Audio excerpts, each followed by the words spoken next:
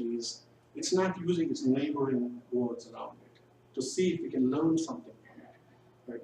Now, this kind of technique is not that new. People do it something called latent semantic analysis, where you do this n-gram model. So basically, take the sentence and you generate government debt problems turning. So you do this n-gram models and you try to learn from it.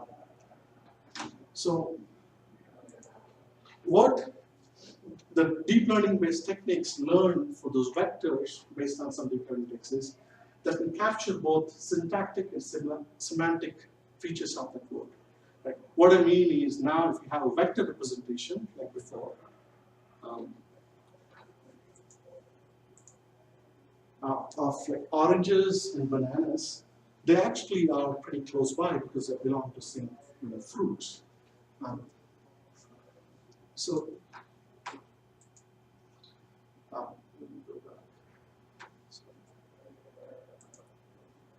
right.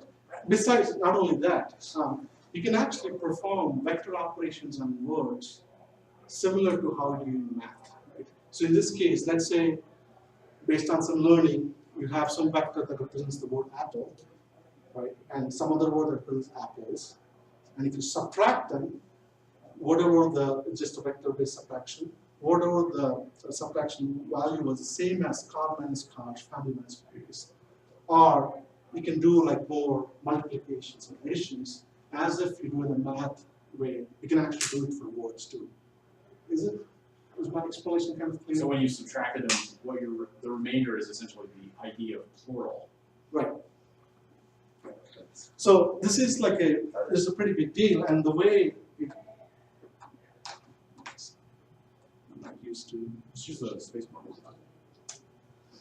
And now if you project them back into two-dimensional space, you have this 500-dimensional vectors. So you can see that well. You can actually see that words that are close by, they're actually close by. And this is, you're not doing any dictionary-based techniques, you're not applying any natural language processing, you're just applying statistical techniques, and based on what are the representation of the words, they're actually close by. So actually, the other thing is that with that idea, you go back to that diagram real quick. So now I'm confused. Left here. So, right here.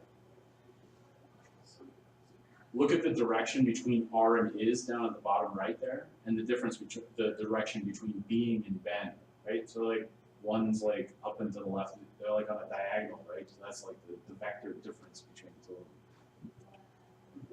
them. So the way you would